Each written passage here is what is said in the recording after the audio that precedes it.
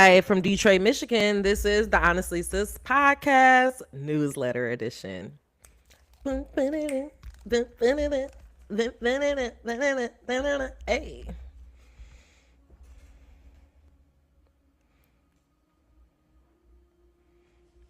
Good morning, good evening, good afternoon. Welcome.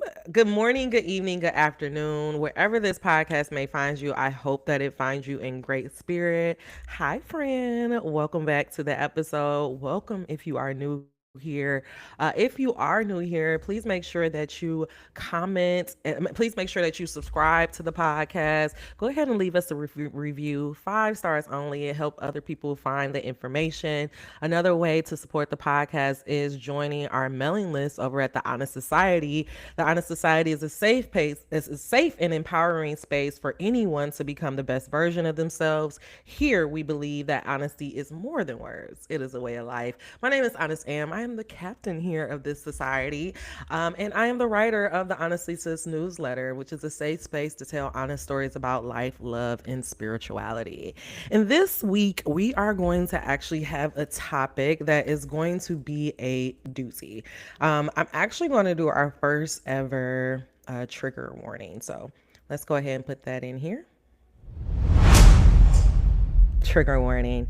So, the themes of this week episode is going to shed some light on some of our shadow places. Where this is where we talk about the shadow work. This is the shadow side that some of us may deal with. It's something that I definitely struggled with very early on in my life, and actually doing this letter, getting ready for this episode, allowed me to see that I actually healed it. And so this may be a little triggering because we're going to explore themes of codependency, enmeshment, and love addiction.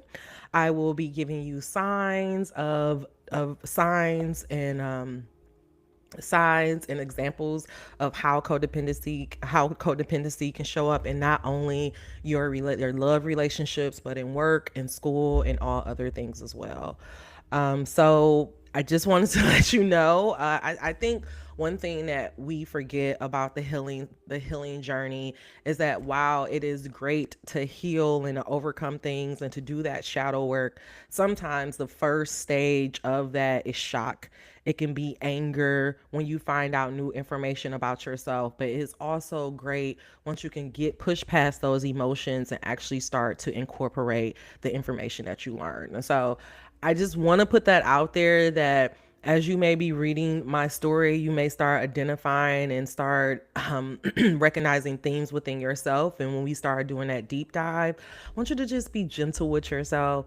I want you to know that codependency is not a clinical definition. It is not a personality disorder. It is simply a learned behavior that we typically get from our childhood and is passed on from generation or generation. And since it's a learned behavior, then that means that we can unlearn it and we can become a better version of ourselves. And that's actually what I learned about myself today. Just this week of preparing for this episode. So I want you to just be kind with yourself. And if you are identifying or if you do see the signs that you are codependent in a codependent relationship, then stay tuned because I am definitely going to give you some tips, some tricks, and some real life advice on how I was able to get out of it. Okay. So we're gonna go ahead and get into this week's letter. This week episode is all about realizing your worth and what happens when love doesn't fill the hole inside. We're diving into my own story, and like I explained later, we will be doing a deep dive on this topic of codependency. On codependency, where I also give you information on how to recover from it, what you should do if you are experiencing it, and then concluding it with where I am today. And so, if you are on the newsletter mailing list, you have already probably heard this letter, and you probably know it already. But if you aren't, this would be a great time to go jump on over to our archive at www.honestlysis.com. I will make sure to link that in the show notes so that you can read this newsletter in its entirety. But I'm not going to waste any more time because I know I got to get off soon. I actually have a lot to get to today. So we're just going to go ahead and get right into it. And so our quote for this week comes from the wonderful Rhapsody, and it goes as follows. Trying to follow my own advice, too many of my friends approaching 30 upset that they ain't nobody's wife. I hope you enjoy.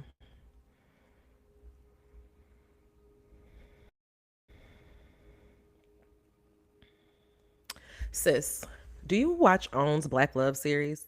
If not, after you hear this, you have to track it down. It is a breath of fresh air. It's a breath of fresh air. It's really beautiful to see black men speaking openly about falling in love and even their shortcomings in love. Watching it made me think about my own journey with relationships and some things that I got very, very wrong along the way. For a long time, I had a false belief about relationships. I went in looking for someone to complete me. I thought if I just found the one, I'll be happy and everything would magically be okay. But after relationship, I realized I was giving away my power. Each breakup felt like a piece of myself was being chipped away, and it was brutal. So, for a few years in college, I went through what us women love to call a hoe phase. At the time, I was just running from heartbreak, but looking back, that phase taught me something critical. It helped me get serious about what I actually wanted to experience in love and in a mate. During that phase, I learned to separate great sex from general feelings. I learned about myself. Then, one summer night, I met a guy who seemed to have everything on my list. He was fine, he was talented, he was driven. I just knew he was the one. And that's when I made the huge mistake. Just because he was the one on paper, it didn't mean he was ready for a serious relationship. I thought I could change him. I didn't factor in our alignment, timing, or personal growth. And so I threw everything out the window and went heads in on him. I found myself terrified to lose him. I honestly didn't think I could survive it. But over time, I realized I couldn't keep living in that fantasy. I started telling myself I must survive him. And in that process, I stumbled upon myself.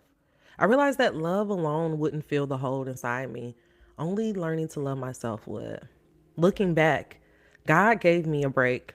I had the right intentions, but I had to get the me part right first. The best gift I can bring to a relationship is the wholeness I fought for within myself. And that's the lesson that changed everything for me. Now, let's talk about. Okay. I don't think I like that. I'm just going to read it. I'm just going to read it. I'm just going to read the letter in entirety. So, as I'm editing it, Amber, you can figure out which one you want to use. Let me make sure that I am still recording. I do say I'm still live.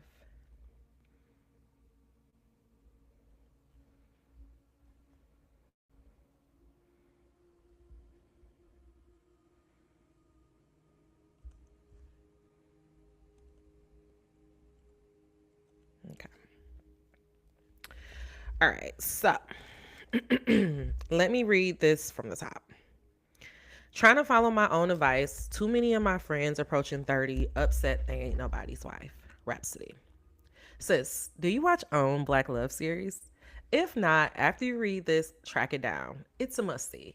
Can we just stop and take a moment and praise Oprah? OWN is on the roll. This series was a breath air. It was beautiful to see men speak openly about falling in love, about their shortcomings in love, and this series was a breath of fresh air. It was beautiful to see men speak openly about falling in love and about their shortcomings in love too. Like everyone, I went on social media after the show aired and the responses were disheartening. Status after status read, "I'll never find that type of love," as though this was a fantasy show and not a documentary. I couldn't help but feel like most people missed the point, which is that no matter your financial status or upbringing, love takes time, patience, and hard work. For a long time, I didn't understand that. I went into relationships looking for someone to complete me, thinking if I just found the one, I'll be happy and everything will magically be okay. What I didn't realize was that with every breakup, I was giving away my power. Each time I broke up, a piece of me was chipped away. Each one chipped away each one chipped away at me until I finally said enough. For a few years in college, I went through what we women love to call a hoe phase. At the time, I was really running from heartbreak, but looking back, I can see how that phase forced me to get serious about what I wanted in a partner. It taught me to separate great sex from genuine feelings. It showed me how the less I wanted the it showed me how the less I wanted a relationship, the more a man seemed to want one. And then one summer night in August, I met a guy who had everything on my list. He was fine, talented, and driven. I forgot all logic and threw everything out the window. I just knew he was the one. And that was my mistake. He may have checked all the boxes, but that didn't mean he was ready for commitment. His focus was on his dreams, and I thought I could change that. I didn't realize then that relationships aren't just about love, they're about timing, alignment, and growth. I believe love was enough. I didn't factor in his path or mine. To make a long story short, I was ready for marriage. He wasn't. And yet we still grew close, almost in spite of that truth. We developed a friendship disguised as a relationship.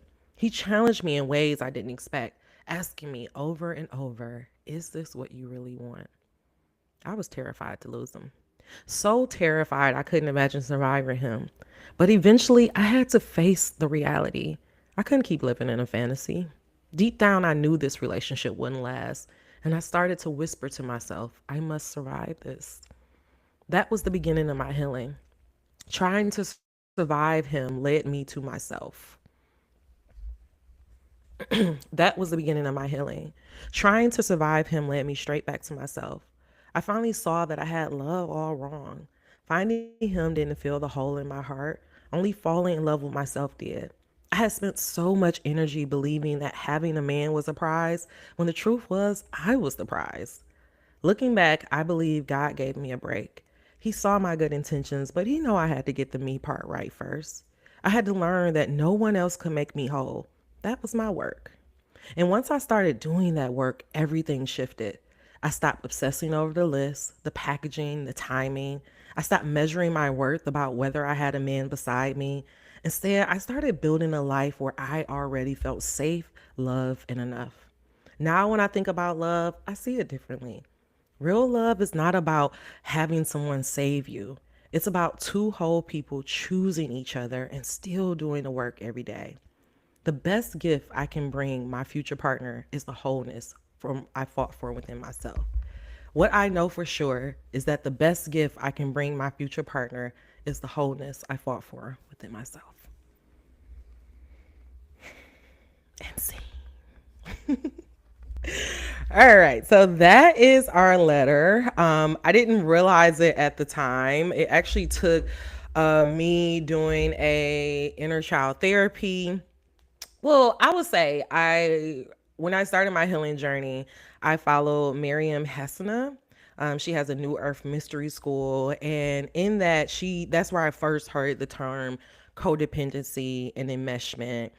But it wasn't until I did my inner child therapy that I realized how that codependency and enmeshment was affecting my life. And even then, because I had so much information from my inner child therapy, that I didn't really do a deep dive on codependency until I actually did this episode and I learned like I'm low key a textbook. Low key a textbook definition of a codependent. Like, I learned it come from a toxic family background, learned it from generations on, all that good stuff. But as always, when I have these type of topics, I like to do a deep dive. I like to actually get information that is outside of myself. And so if anything I say here, you don't believe me, you can go in the show notes because that's where I got all my information from psychology websites, and all of that good stuff. So let's get into it. First thing that we need to know. Codependency first appeared in 1920. Excuse me. The first thing that we need to know is that, as I mentioned at the top of the episode, codependency is not a clinical diagnosis or it's a personality disorder. It first appeared in our zeitgeist around the 1980s and substance abuse cycles to describe lopsided relationships. Typically, a lot of the work of codependency is around people who are dealing with loved ones who have substance abuse issues. Um, and it really talk about how you can sometimes, uh, you know, how you can enable that person because of your codependent relationship, enable them to keep doing the abuse, thinking that you're doing it out of love, but really you're enabling that behavior. The main signs of codependency is constantly elevating the needs of others above your own. This may manifest as self sacrifice, seeking approval from others, or accepting blame to avoid conflict. Codependency refers to any enmeshed relationship in which one person loses their sense of independence. I'm going to say that again. Codependency refers to any enmeshed relationship in which one person loses their sense of independence and believe they need to stay and believe they need to tend to someone else to have a self-importance. In 2018, they did a research study that found that codependency falls in four main categories. That is self sacrifice, a tendency to focus on others, a need for control, which fuels conflict, as well as difficulty recognizing and expressing your own emotions. The definition for enmeshment is described as a family relationship that lacks boundaries, such as those in which rules and let me say that again. Enmeshment describes family relationships that lack boundaries, such as those in which rules and expectations are confused. And so you may think about the oldest child. We talk all the time about the first daughter, her taking the role of a parent versus being a child that could be in a messed relationship. And I do want to say that that, you know, I think that codependency and enmeshment is very common in Black families just due to what we had to overcome in slavery. And so I think because we did not always have the choice to keep our family together, we have found ways to keep our family together in non healthy ways. And so, again, as I start getting into some of the signs of codependence, I want you to recognize that, again, this is a learned behavior. It's not like saying that you're going to be like this forever. If you learn the behavior, you can unlearn it just as easily. And so they say codependency behaviors are for the most part rooted in childhood relationships with your parents and others. And so if you grew up in a dysfunctional relationship and in a dysfunctional household, one where you couldn't always depend on your family to be there, or for your caregiver to take care of your needs, and then that may make you have an anxious attachment style, or make you feel like you need to have that partner within your grasp. That could just be codependency again. Okay, so let's start getting into some of the signs of codependency. I thought I had it already up. I'm gonna have to go to my email. I thought I had it up, but I actually have all of the pages. I have everything else. So here are some of the signs of codependency. And again, I just really want to state that this is not just something that affects our love relationships. This is something that can pop up in our work. It can pop up in our friendships. It can really show itself in a multitude of ways. And so I'm gonna read just a couple of things. As I mentioned before, codependency is considered a mental health condition, and experts have yet to outline a diagnosis criteria for it. But here are some of the common signs of codependency: a deep-seated need for approval from others, a habit of taking on more work than you realistically can handle, both to earn praise or to lighten the load of a loved one. So, again, maybe at work, you're taking on more work, even though you really don't have the capacity, but you're doing it anyway because either you want to be seen as a good person, or you may feel like your manager may give you extra points for it. A pattern of avoiding conflict, a tendency to apologize or take blame in order to keep the peace, a tendency to minimize or ignore your own desires. I think that's a really big one. A mood that reflects how others feel rather than your own emotions. excessive concerns about a loved one's habits or behaviors, guilt or anxiety when you do something for yourself, guilt guilt or anxiety when doing something for yourself, doing things you really don't want to do simply to make others happy, having trouble making decisions, where to live, where to pursue a career, when to spend time with your friends because you worry your choices may affect your partner. Another ways that this show up in our family relationships is being on call for everyone 24/7, completing your child's homework, giving your siblings money that you need for rent, dropping everything for a hostile or aging parent. Another way that this can show up in your work relationships is saying yes to every assignment from your boss, doing favors for your coworkers even though you're slammed, regularly picking up the slack on group projects. In your romantic relationships, it can show up like cutting off friends who don't get your boyfriend or girlfriend, changing your schedule around your partner's needs, habitually skimming out on sleep to wait up for your partner, making excuses for your spouse's angry outbursts while drinking, and having the constant need to be seen as the hero or savior by your partner. I think some of the big things that stand out for me is when you put other people needs above your own. I know that's something that I have been working on a lot. I didn't even realize it, but like maybe a couple of years ago, God was really working with me about being honest about the things that I desire and not just being honest about them, but actually doing it. Like if you find yourself being the type of person who say, "Oh, I want to go to this concert or I want to go out of town or I want to go see this thing," but you never actually go and do it, you have to ask yourself why. Is it because you're waiting on someone else to do it? Or is it because you genuinely don't feel like you have the ability to fulfill your own desires? The last thing that I would say is in a codependent relationship, there tends to be a severe imbalance of power. Often, one person may be giving much more time, energy, and focus than the other person who consciously or unconsciously takes advantage of the situation in order to maximize the needs. In this research, oh, here it is. This was like another way to identify signs that you're in a codependent relationship. And then I'll just go to the good parts after this. Signs that you are in a codependent. Here are 10 signs that you are in a codependent relationship. One, you want to change who they are.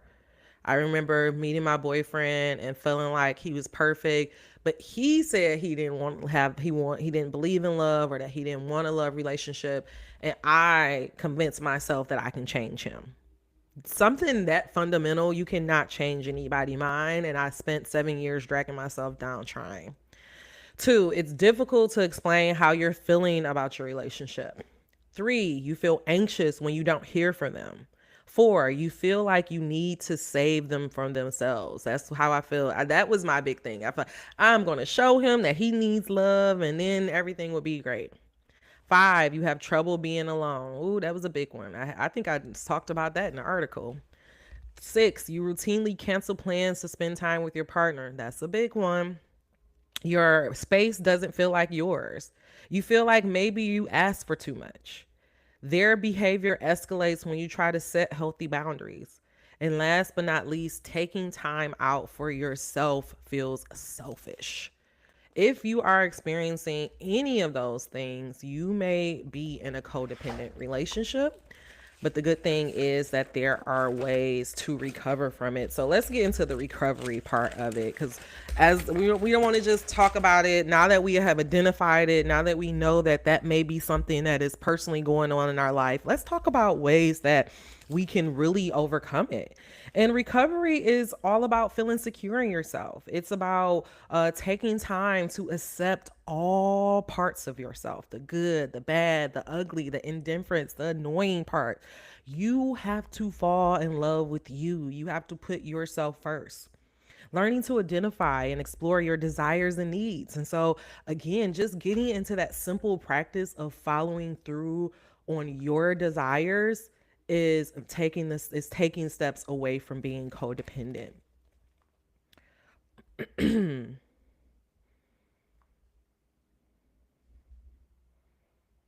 Resolving from a we perspective instead of always resolving from a we perspective instead of always putting the needs and wishes of others above your own.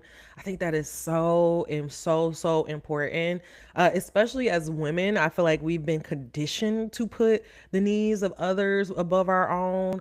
But I just feel like if you're young and you're single and you don't have any kids, you should not be putting your boyfriend needs above your own. Like, this is the only life that you only get one life to live, and you really have to spend it, loving on yourself and really taking care of yourself.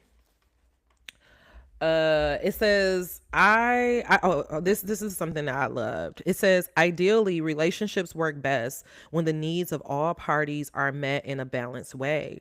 In a relationship, you should be able to retain your own sense of identity from the other person. And so if you find yourself in a partnership and this person is telling you, "Oh, I don't you shouldn't be so ambitious." Like, that's a red flag. That person is trying to change you. And if that person is trying to change you, then you need to move away from that, especially if you are not in a place where you're strong enough to stand up for that.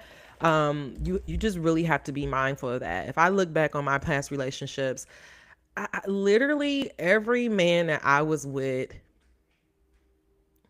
except for like maybe my last two exes, were trying to change me.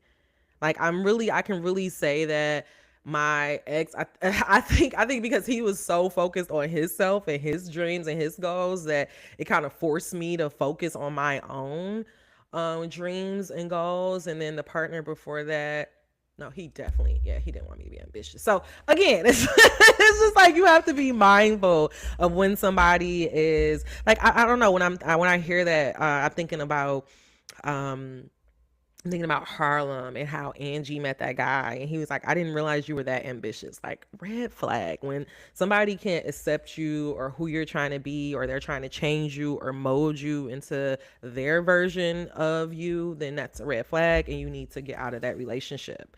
If you feel like you may be experiencing this, you should talk to a mental health professional, because they can really help you out a lot. Ways that a mental health professional can offer support is one, recognizing the key signs of codependency.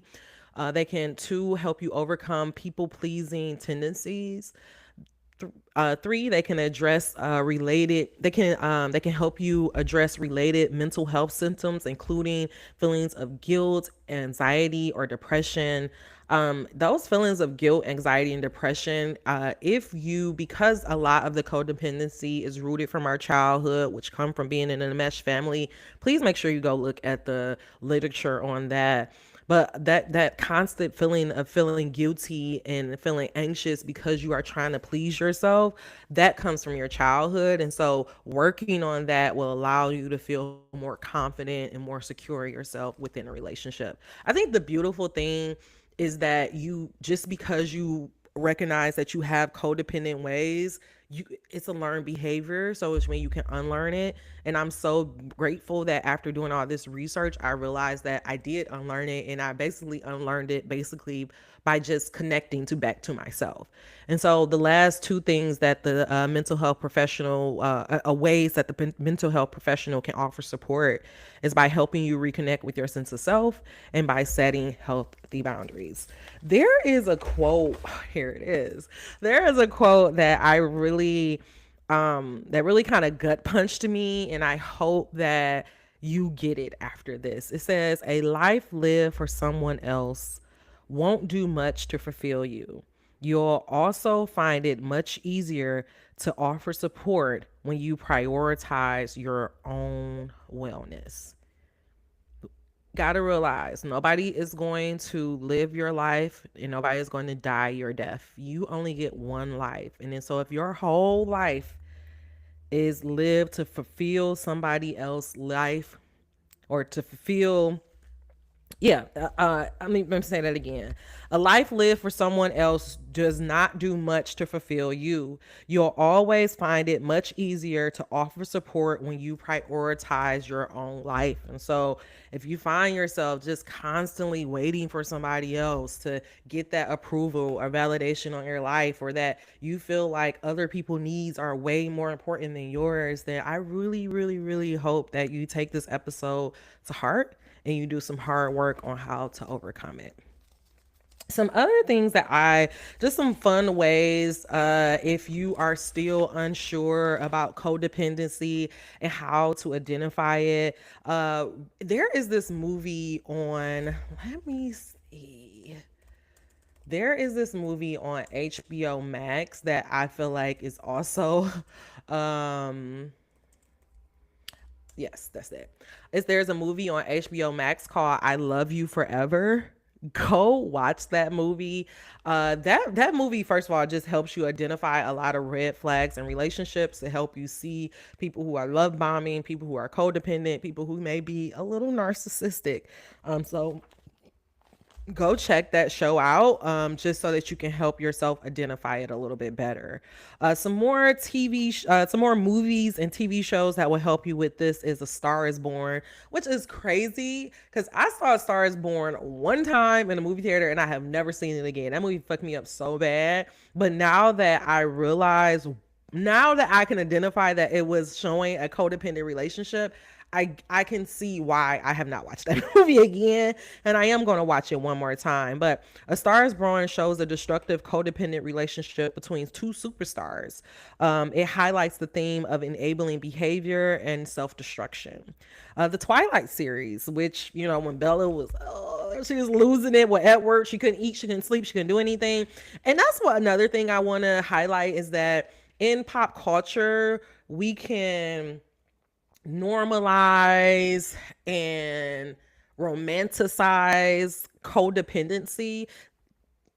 Matter of fact, like that's why I didn't realize that what I was doing was codependent, is because I saw it not only on TV, but I saw it in my parents' relationship. So I thought it was normal, but it's not. And so in the Twilight series, it features deeply codependent relationship between the main characters, with the drama often sensationalizing these unhealing dynamics. So, Bella just not being able to operate when Edward is not around. When Edward thought Bella was dead, he was going to kill himself off. Romeo and Juliet is actually another example of a codependent relationship. The Notebook, which again is like these very romantic things that we've been taught to think is sweet, but it's not. The volatile relationship between the main characters is described as as a manifestation of intense codependency, even a form of addiction. This man couldn't even leave his wife. He decided to just spend his whole life retelling the story of how they fell in love. Like, romantic, maybe. Codependent, hell yes. Okay.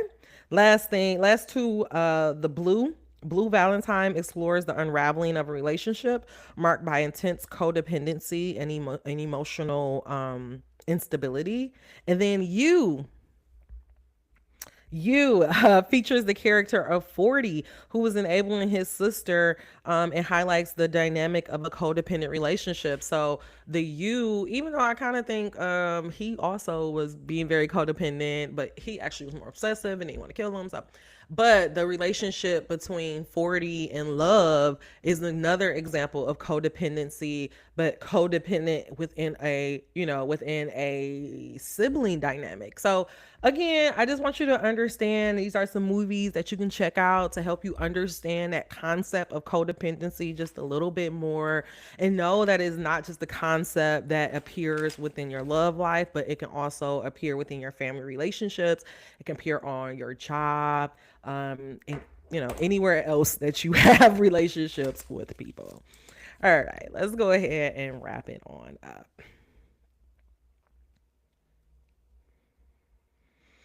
So, the conclusion of this episode is that wholeness comes from within. Boundaries, self-trust, and self-love, that is the foundation for healthy love. Real love is two people choosing each other, not saving you, not having someone to save you. Let me say it again. Real love is two people choosing each other, not someone coming to save you. Um, sis, they and them, y'all. This episode, I am first of all, I'm so grateful that I was able to do this deep dive. When I was reading the letter, this was the first letter that I was like, it showed me how consistent my patterns of relationships was, because as I was reading the letter, I thought that I was talking about an ex, and I was actually talking about my boyfriend at the time. um and it also showed me that I was being codependent, and I didn't even realize that I was being codependent. But I also wanted to talk just a little bit about the theme of of love addiction, and showing that it's not it's two different things. I thought for a long time that I had a love addiction, and they describe a love addiction as you looking for a partnership to give you purpose.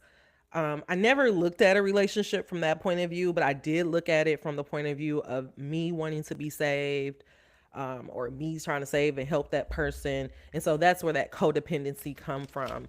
And from my research, I saw that it says codependency doesn't necessarily turn into addiction, but codependency is the place where love addiction stems from. Okay. And so when I had first broke up with my boyfriend, and like I was serious about us breaking up, I actually had looked up love addiction classes, and I really started doing some research around love addiction, because I thought maybe that's what I had, because I was at this point where I did feel like I had to be in a relationship, like I had to be in a relationship in order to feel 100% whole. um and so, like, when I started looking at it and I started doing some of the research, I just realized how intense love addiction was. And so I was like, okay, maybe I don't have a love addiction. And so then I just started to challenge myself with, okay, so how can I just be comfortable being single? I started to, again, I've been in therapy now for, I think, maybe 10 years, 10 plus years now. But I continue to go to therapy. But what really, really helped me is that I started going on like solo vacations. I started to, have ideas or have plans that I wanted to do. So say for example, I wanted to see Beyonce. I didn't have like quote close friends at the time to go see Beyonce with, and it's so easy to just be like, oh well, I won't go. But I went to the concert anyway. I went to the Houston show. Another time I went to, down to Florida on vacation with my family, and they were all going to like a Disney water park, but I have always been like a lifelong Harry Potter fan. And so I was like, I cannot come down here without going to Universal Studios. And so I end up going to Universal Studios by myself and spending that day by myself. And I'm talking about all these travel things, but I just really want you to understand that me putting myself in those positions and in those environments of me being on my own, while at the beginning it wasn't comfortable, but over time I learned to enjoy my own company, and I learned to realize that I don't have to wait for other people to live my life. Like, granted, I do feel like you can go. I feel like I went from being like all on solo vacation. I only want a solo vacation to like my last solo vacation. I realized like this is kind of lonely. I want, like I really want to experience traveling with someone. And so I'm just grateful because doing this research, it showed me that I did heal this part of myself. Before, I thought that I was taking way too long with being single. I've been single the last 5 years. And I was like, maybe, I don't know where I'm going with that. But for a long time, I didn't think, oh yeah, I thought like this period of me not being with anybody or not being involved with anybody. Of course, I was having a woe is me. I was feeling lonely, all of those things. But over time, I came to realize that this period of me being alone really allowed me to fall back in love with myself and to center myself in my needs. And so now, when I go into my next relationship, I totally understand why Drake said a long time ago, like it's going to take a really amazing person to help me change my schedule for them. Like I'm learning to have my own groove and my own routine, and so I would just need a person that can come in and respect that. Last thing I want to say is that for me being single and me learning to be okay with myself, it happened in stages. At first, of course, I was on a dating website talking to anybody who would just talk to me. I then went to the point where I went off dating websites and I said, okay, I'm going to meet people in person. Again, I was just taking anybody number who asked for it. And then I would, when the relationship didn't work or it started panning out, they start cussing me out, so it's just like I learned that, like, moving forward now I'm on like the third stage where I'm not on the apps, but also I'm not just giving my number away to people, because I want to be I'm very clear on what I want to experience next in a relationship. And so just being honest with myself and not settling anymore. Yeah. And so that's where I'm at now. Like, I'm not in a relationship, but I am open to one. And I'm actually like excited to do that process again, to talk to people. This year was actually the first time that I actually was talking to somebody for like a good 3 or 4 months. And it was just, I loved it. I love that process of like him planning dates and like getting dressed up and all those good things. And so now I can go back into the dating realm go back into the dating world from this place of play and excitement, and not this place of desperation and please somebody just love me. Okay. Right. All right, y'all. That was a lot. I knew this was going to be a pretty deep, in-depth episode with a lot of information, but I do hope that all that information that you got, it's helpful. I hope that you understand that the key here is to realizing that wholeness comes within. There is not going to be a person anywhere on this world that is going to come and feel that hole within your heart. And that's actually what my ex-boyfriend taught me. Being in love is not enough. There is so much more that comes to love. And we're going to get into some more letters to talk all about it. But until then, next week episode, I'm actually going to do an activation about codependency. I want to get some information from our guardian angels and our guides to figure out how to overcome codependency. We heard this from a clinical standpoint, from a psychology standpoint. Now we're going to go to a spiritual standpoint next week. So we're going to do that. I kind of feel like it's going to be a blockages reading, but we'll see how it goes. But until we get there, as always, until we get there, as always, please, please, please make sure you like this episode, share it to your favorite social media timeline. You never know who may come across it and who you may help out. The best way is to support this podcast is, of course, to like and is, of course, to subscribe and to leave us a review. 5 stars only. And then last but not least, please make sure that you join that mailing list and come join the Honest Society, where you would get heads up on when I go live, as well as more in-depth newsletters and other exclusive content. All right, y'all. Until we meet again, dream those dreams. Never let the internet rush you, and never, ever let someone tell you what you cannot do. Remember, sis, you are the prize, and the journey to discovering that is the most important love story you'll ever live. Thank you so much. As always, thank you for helping my dreams come true. Now get your ass out there and work on your own, friend. See you at the top. Bye bye. Do I have anything else to say? Oh, before we do that, last thing I do want to say, as I'm concluding it, I do want to say, as always, dream them dreams. Never let the internet rush you, and never ever let someone tell you what you cannot do. Remember, sis, you are the prize, and the journey to discovering that is the most important love story you'll ever live. If you have any questions, comments, concerns, want to just give feedback on how great this episode was, please, you can contact me at honestlysis@gmail.com, or you can just respond to this email if you're getting this to your mailbox.